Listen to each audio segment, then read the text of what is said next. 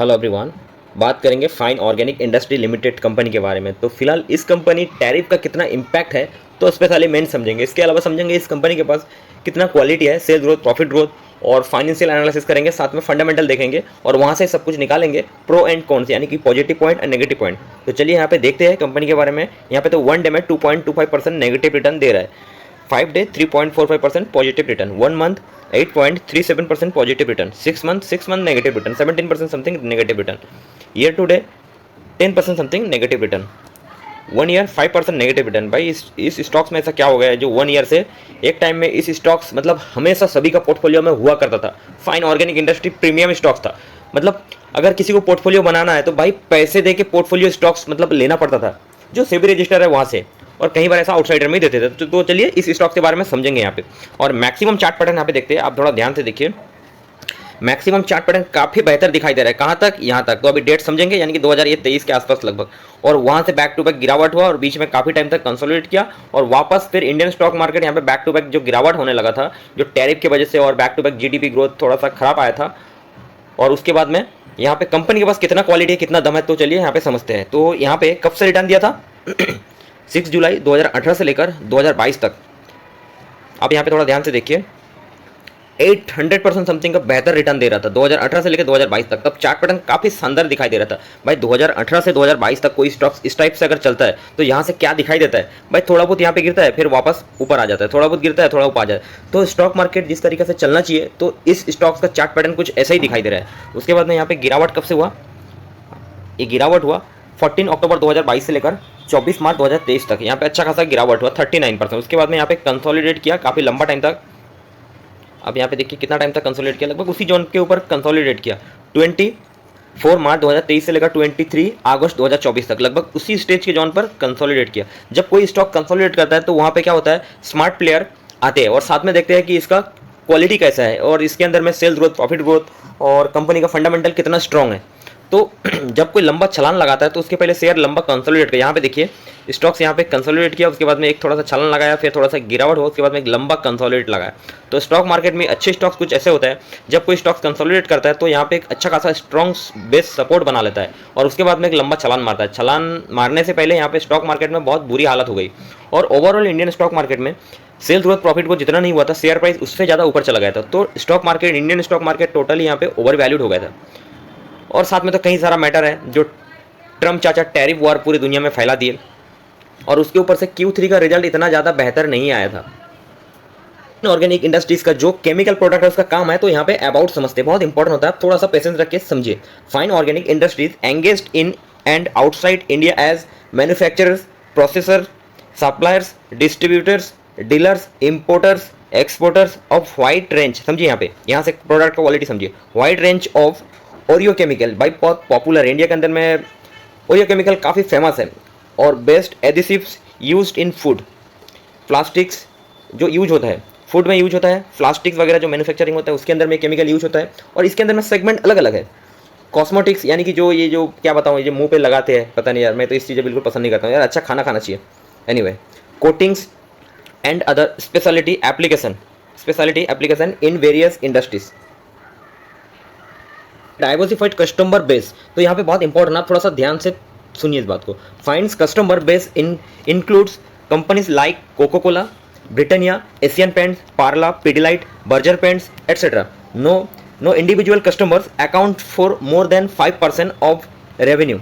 Fine organic product portfolio comprises over 470 product. तो इसका product कितना सारा है? 470 product including food additives, polymer additives, emollients for cosmetic, adhesives for rubber and elastomers and etc. जो मैं आपको बताया था ना टैरिफ इंपैक्ट कितना है, तो यहाँ पे समझिए इस बात को। जियोग्राफी स्प्लिट, डोमेस्टिक यानी कि इंडिया के अंदर में 43% यहाँ पे सेल्स होता है, वहाँ से रेवेन्यू जनरेट होता है और वहाँ से प्रॉफिट निकलता है। और भाई एक्सपोर्ट यानी कि आउट ऑफ इंडिया में 57%। तो यहाँ पे थोड़ा सा दिक्कत हो गया है, तो समझेंगे अभी एक्सपोर्ट आउट ऑफ इंडिया में यूएसए में कितना है। Distribution network, the company is the operates in 80+ countries, मतलब 80+ कंट्री के अंदर में सर्व 890+ direct customer and 200 plus distributor. भाई इसका नेटवर्क काफ़ी तगड़ा दिखाई दे रहा है, लेकिन फिलहाल अगर यूएसए में ज़्यादा सेल्स है, वहाँ से ज़्यादा रेवेन्यू आता है तो थोड़ा सा फटका लग जाएगा। ऐसे ही फाइन ऑर्गेनिक का भी एक साल से देखेंगे बहुत ही हालत खराब है, सेल्स ग्रोथ प्रॉफिट ग्रोथ ठप पड़ा हुआ है। एंड समझते हैं with an end user base 5200 is at warehouse in the USA. ओहो, it is the warehouse in the USA and Europe in support is global supply chain. Organic अभी share price किस condition में है तो चलिए यहाँ पे देखते हैं। मार्केट कैप 12,000 करोड़, 12,700 करोड़, और स्टॉक्स अभी कितना 30% यहाँ पे क्रैश हो चुका है। आप डिस्काउंट बोल सकते हो, आधा ग्लास पानी है, तो किसी को जो जैसे समझ में आता है ओ। तो स्टॉक्स के अंदर अगर क्वालिटी होता है ना, तो जब गिरावट होता है तो वहाँ पे बाय ऑन डिप करना चाहिए। तो अभी स्टॉक्स के अंदर क्वालिटी है या नहीं है, तो यहाँ से वीडियो के एंड तक आपको कंफर्म हो जाएगा। स्टॉक पी यानी कि stock price to earning ratio 31 और इंडस्ट्री पी के साथ में कंपेयर करते हैं 29। तो अभी स्टॉक ना ओवर वैल्यूड है ना अंडर वैल्यूड है। ठीक है, मेरे सबसे अभी थोड़ा क्रैश हो चुका है तो अंडर वैल्यूड है। क्यों? क्योंकि इंडस्ट्री पी भी डाउन हो चुका है, इसकी वजह से मैं अंडर वैल्यूड बता रहा हूँ। उसके बाद में समझते हैं year on year sales growth 0.87%। भाई सेल्स ग्रोथ यहाँ पे बहुत ही खराब हो चुका है। तो पहले सेल्स ग्रोथ काफी अच्छा हुआ करता था। नेक्स्ट समझते हैं प्रॉफिट ग्रोथ। यहाँ पे सेल्स ग्रोथ नहीं है तो प्रॉफिट ग्रोथ कहाँ से? इसलिए मैं हमेशा बोलता हूँ स्टॉक मार्केट में आप इन्वेस्ट करने से पहले डेफिनेटली, जैसे कि मैं हर एक वीडियो में हर एक कंपनी को जो एनालिसिस करता हूँ ना, मेरा तो ऐसा मानना है कि आप किसी भी स्टॉक में इन्वेस्ट करते हैं, मैं जिस टाइप का वीडियो बनाता हूँ, आप अगर एक बार वॉच कर लेंगे तो डेफिनेटली आप फायदा से सही जगह में आ जाएंगे, और अगर लॉस से आप बच जाएंगे, जागरूक हो जाएंगे। तो चलिए यहाँ पे नेक्स्ट समझते हैं कि कंपनी का कर्जा कितना है। तो कंपनी का भाई कर्जा नहीं है, बिल्कुल खर्चा नहीं है, और कंपनी का रिजर्व काफी तगड़ा है। तो एक रिजर्व से काफी दिखाई दे रहा है। तो कंपनी के अंदर में क्वालिटी डेफिनेटली पहले से ही था। तो अभी फिलहाल सेल्स ग्रोथ प्रॉफिट ग्रोथ नहीं हो रहा है, लेकिन रिजर्व काफी तगड़ा है। बुरे वक्त में कंपनी का रिजर्व बहुत ज्यादा काम आता है। उसके बाद में समझते हैं ऑपरेटिंग प्रॉफिट मार्जिन, यानी कि ईयर ऑन ईयर, या ये डेटा बहुत इंपॉर्टेंट होता है। तो यहाँ से यहाँ से प्रॉफिट निकलता है। तो भी देखेंगे 3-4 साल का ट्रैक मिला के देखेंगे कि ऑपरेटिंग प्रॉफिट मार्जिन कैसा है, उससे कंपनी का कंसिस्टेंसी पता चलता है। नेक्स्ट अभी जो Q3 का रिजल्ट आया था ओपीएम लेटेस्ट क्वार्टर, तो 20% तो ठीक है, पहले से थोड़ा सा गिरा है, लेकिन 20% एक डिसेंट स्टैंडर्ड है। और प्रोमोटर होल्डिंग 75%, ये मुझे काफ़ी तगड़ा लगा। कंपनी के अंदर में अगर बहुत ही बुरा हाल होता अभी एक साल से, ऐसे तो बैक टू बैक मतलब थोड़ा गिरावट तो हो रहा है, लेकिन इतना भी ज़्यादा गिरावट नहीं है कि वारी रिन्यूएबल की तरह मतलब 70-80% नीचे गिर गया, और कई सारा है जो कंपनी की तरह गिर गया। लेकिन इस कंपनी इतना भी ज़्यादा यहाँ पे नहीं गिरा है। क्यों? क्योंकि वारी रिन्यूएबल क्या है ना, एक साल में और 5 साल में मतलब 30-40 हज़ार%, 5 साल में 50,000% और एक साल में 1200-1300% रिटर्न। भाई इतना ज़्यादा जब रिटर्न देगा तो मार्केट में थोड़ा सा बैड न्यूज़ आ जाता है ना, तो बैक टू बैक क्रैश होना ही होना है। तो मतलब आप सोचो, आपको अगर एक साल में 1200-1300% प्रॉफिट होगा, तो भाई आप तो मार्केट बैड न्यूज़ आए या ना आए, आप डेफिनेटली प्रॉफिट बुकिंग करेंगे। मैं तो डेफिनेटली प्रॉफिट बुकिंग किया हूँ और करके ही बैठा हूँ। 2-3 साल से मैं वारी रिन्यूएबल में इन्वेस्ट किया था, तो मैं जैसे ही वो 1200-1300% रिटर्न दिया, मैं वहाँ से प्रॉफिट बुकिंग करके साइट हो गया। और उसके बाद में वेट एंड वॉच किया। उस स्टॉक के अंदर में क्वालिटी अच्छा है, लेकिन रिटर्न बहुत ज़्यादा दे दिया। सेल्स ग्रोथ प्रॉफिट ग्रोथ जितना नहीं हुआ, उससे ज़्यादा रिटर्न दे दिया। नेक्स्ट यहाँ पे एग्जाम्पल बताया इस कंपनी के बारे में समझते हैं। जो प्रोमोटर होल्डिंग है, तो किसी भी टाइप का कोई प्लेज नहीं है, यानी कि इस कंपनी में इतना ज़्यादा पैसे की रिकमेंड नहीं है और प्रोमोटर को, तो कंपनी के अंदर क्वालिटी से पता चलता है कि भाई किसी भी टाइप का कोई ना डेट है ना कोई प्लेज है। नेक्स्ट समझते हैं कंपनी का ROC, return on equity 29%, ROE 21%, जो बहुत बेहतर है। और इसका हाई प्राइस गया था कितना, 52 हाई प्राइस गया था 5,959 रुपीज़, और लो प्राइस गया था 3,407 रुपीज़। तो यहाँ पे अभी कितना है, 4,000 के आसपास है। तो अभी लगभग नीचे में ही है, 52 वीक लो में ही है, लो से थोड़ा सा ऊपर है। पैटर्न समझते हैं, तो यहाँ पे काफी इंपॉर्टेंट पॉइंट निकल के आता है, थोड़ा ध्यान से देखिए। हमारे 2022 में प्रोमोटर यहाँ पे होल्डिंग देखेंगे 75%, और अभी भी 75%, यानी कि दिसंबर 2024 में 75%। भाई इस कंपनी को चला रहा है कौन? प्रोमोटर। सब कुछ ऑपरेट कर रहा है प्रोमोटर, और प्रोमोटर को ही सबसे ज्यादा इस कंपनी के बारे में पता है कि इसका फ्यूचर क्या हो सकता है, क्या होने वाला है, और रियलिटी में प्रोमोटर को ही पता है। और उसके बाद में किसी को अगर पता रहता है तो FINDI। तो चलिए समझेंगे। तो प्रोमोटर को यहाँ पे इस कंपनी के ऊपर पूरा भरोसा है, तभी जाके इतना अच्छा स्ट्रॉन्ग स्टेक मेंटेन करके रखा है। नेक्स्ट समझते हैं FI, फॉरेन इन्वेस्टर। तो 2022 में 7.25% था, और अभी 5.22%। तो प्रीवियस क्वार्टर से यहाँ पे थोड़ा बढ़ा चुके हैं। तो ये काफ़ी यहाँ पे थोड़ा पॉजिटिव इंडिकेट दिखाई दे रहा है। तो कंपनी अगर इतना ज़्यादा बुरा होता ना, तो यहाँ से फॉरेन इन्वेस्टर यहाँ पे एग्जिट करना स्टार्ट कर देते। ठीक है, पहले से थोड़ा सा कम किए हैं, ठीक है, लेकिन बट अभी भी अच्छा खासा स्टेक है। डोमेस्टिक इन्वेस्टर 11.64% था 2022 में, और अभी है 11.52%। तो यहाँ पे स्टेक डोमेस्टिक इन्वेस्टर ने अच्छा खासा मेंटेन करके रखा है। तो डोमेस्टिक इन्वेस्टर को तो इस कंपनी में इतना ज़्यादा कोई दिक्कत नहीं लग रहा है, और आने वाला दिनों में फ्यूचर ग्रोथ डेफिनेटली लग रहा है, तभी जाके इतना स्ट्रॉन्ग स्टेक मेंटेन करके रखा है। तो भाई शेयर होल्डिंग पैटर्न काफ़ी कंसिस्टेंसी एंड स्ट्रॉन्ग दिखाई दे रहा है। किसी भी कंपनी को एनालिसिस करने से पहले देखना पड़ता है कंपाउंडेड सेल्स ग्रोथ, तो इससे एक अंदाजा लग जाता है। 10 ईयर सेल्स ग्रोथ देखते हैं 13%, 5 ईयर 13%, और 3 ईयर 20%, और TTM यानी कि ट्रेलिंग 12 मंथ 1%। तो यहाँ पे 10 year 5 year 3 year sales growth बहुत अच्छा है। ट्रेलिंग 12 मंथ में सेल्स ग्रोथ काफी ठप पड़ा हुआ है। तो भाई क्या है, कंपटीटर आ गया मार्केट में, या इसका प्रोडक्ट खराब हो गया, या फिर कुछ क्वालिटी नहीं है, या फिर आउट ऑफ इंडिया में इसका डिमांड ही नहीं बढ़ रहा है।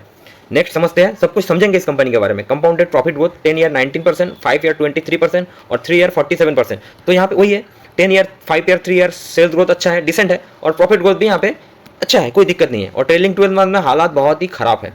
तो यहाँ पे क्या ऐसा है जो अभी सेल्स ग्रोथ प्रॉफिट ग्रोथ ही नहीं हो रहा है, तो क्या आने वाला दिनों में कंपनी का सेल्स ग्रोथ प्रॉफिट ग्रोथ नहीं होगा? चलिए समझते हैं। प्रॉफिट एंड लॉस में year on year sales growth profit growth देखते हैं। तो सेल्स 2010 में 170 करोड़ और मार्च 2024 में 1991 करोड़। तो मार्च 2023 में 3000 करोड़। तो यहाँ से तो बैक टू बैक सेल्स अच्छा हुआ था, और यहाँ पे अभी थोड़ा सा सेल्स यहाँ पे डाउन हो चुका है। भाई देखो, किसी भी कंपनी में अगर सेल्स ही नहीं होगा तो प्रॉफिट कहाँ से बनेगा, और अगर प्रॉफिट नहीं होगा तो घंटा जाएगा शेयर प्राइस ऊपर। तो इसीलिए भाई मैं इस स्टॉक्स में अभी बाय ऑन डिप करना बिल्कुल पसंद नहीं करूंगा, ठीक है। इस स्टॉक्स का भी सिग्नल थोड़ा क्लियर नहीं है, और एक तो अभी टैरिफ मैटर आ गया, तो आउट ऑफ इंडिया में इसका प्रोडक्ट थोड़ा सा हो जाएगा महंगा, और कहीं दूसरे कंट्री से अगर इसका प्रोडक्ट लेना स्टार्ट कर देंगे तो फिर लग गई इस कंपनी का वाट। हाँ, इस कंपनी का अगर कंपनी का प्रोडक्ट के अंदर अगर वाकई में क्वालिटी होगा तो डेफिनेटली मतलब लेना पसंद करेंगे। तो चलिए यहाँ पे समझते हैं और डेटा। ऑपरेटिंग प्रॉफिट मार्जिन, तो ऑपरेटिंग प्रॉफिट मार्जिन हमेशा से तगड़ा रहा है। नेट प्रॉफिट देखते हैं तो 21 करोड़ 2010 में, और 2024 में 368 करोड़। उससे पहले थोड़ा देखते हैं 2023 में। 2023 तक तो नेट प्रॉफिट काफ़ी बढ़िया रहा था, मतलब बैक टू बैक इतना ज़बरदस्त रहा था। उसके बाद में 2024 में यहाँ पे नेट प्रॉफिट गिर गया, क्यों? सेल्स भी गिर गया तो नेट प्रॉफिट भी गिर गया, और अर्निंग पर शेयर भी कुछ ऐसा है। कहता हूँ जैसे कि एक फाइन ऑर्गेनिक हो गया। तो यहाँ पे देखेंगे सेल्स ग्रोथ प्रॉफिट ग्रोथ, तो ये सारे केमिकल सेक्टर के स्टॉक्स है, ठीक है। तो यहाँ पे समझते हैं सबसे ज़्यादा सेल ग्रोथ प्रॉफिट ग्रोथ किसका है। तो यहाँ पे हिमाद्री स्पेशलिटी जो केमिकल है ना, यहाँ पे 15% सेल ग्रोथ और 38% प्रॉफिट ग्रोथ। आप सोचो भाई, इस कंपनी फाइन ऑर्गेनिक का 0 year on year sale growth 0.87% sale growth है, और प्रॉफिट ग्रोथ यहाँ पे कुछ है ही नहीं। तो शेयर प्राइस घंटा जाएगा ऊपर, वही नीचे गिरता रहेगा, यहाँ पे नीचे आके कंसोलिडेट करता रहेगा। भले ही एफआईडीआई या यार स्टेक मेंटेन करके रखा हुआ तो क्या हुआ। मैं तो देखूंगा ना जहाँ पे सब कुछ अच्छा है। मेरे पास तो फ्रीडम है ना, जहाँ पे मैं किसी स्टॉक्स को इमोशनली टच करके नहीं रहूंगा, जहाँ पे सेल्स ग्रोथ प्रॉफिट ग्रोथ अच्छा हो, जहाँ पे प्रोमोटर एफआईडीआई स्टेक बढ़ा रहा है, और साथ में ऑपरेटिंग प्रॉफिट मार्जिन वगैरह अच्छा है, और जिसका फ्यूचर ग्रोथ डेफिनेटली अच्छा है, और प्रेजेंट में quarter on quarter back to back अच्छा रिजल्ट दे रहा है। तो मैं डेफिनेटली मैं वहां से एग्जिट करके मैं हिमाद्री स्पेशलिटी केमिकल में डेफिनेटली मैं ऐड ऑन करना पसंद करूंगा। कोई रिकमेंडेशन नहीं है, तो मैं मेरा बता रहा हूं, तो मैं यहां से डेफिनेटली अभी एग्जिट करना पसंद करूंगा। हाँ, फाइन ऑर्गेनिक के अंदर मैं डेफिनेटली क्वालिटी है, मैं मान रहा हूं कि सब कुछ अच्छा है, लेकिन फिलहाल सेल्स ग्रोथ प्रॉफिट ग्रोथ बिल्कुल ठप पड़ा हुआ है। इसकी वजह से मैं डेफिनेटली यहाँ पे एग्जिट करना पसंद करूंगा, और उसकी जगह मैं दूसरे कोई ग्रोथ स्टॉक्स में स्विच करना पसंद करूंगा, जहां पे जो मैं वीडियो बनाता हूं year on year sales growth profit growth, साथ में प्रोमोटर होल्डिंग, एफआईडीआई, और कंपनी का कर्जा कितना है, और कंपनी का रिजर्व कैसा है, और ऑपरेटिंग प्रॉफिट मार्जिन तगड़ा है या नहीं है। तो ये सारी चीज़ें ट्रैक करके मैं वहाँ पे स्विच ऑन करूँगा। Thank you so much watching this video. Buy sell का कोई रिकमेंडेशन नहीं है, और वीडियो ज़्यादा लंबा और थोड़ा सा मैं बनाना चाहता था, थोड़ा सा न्यूज़ बेस दिखाना चाहता था, लेकिन वीडियो ऑलरेडी काफ़ी लंबा हो जाता है। तो जस्ट आपको एक पॉइंट बता दिया, किसी स्टॉक्स को यार इमोशनली अटैचमेंट मत हो जाना, बस मुझे इसी स्टॉक से पैसा कमाना है, कुछ भी हो जाए, ऐसा स्टॉक मार्केट में बिल्कुल भी नहीं करना।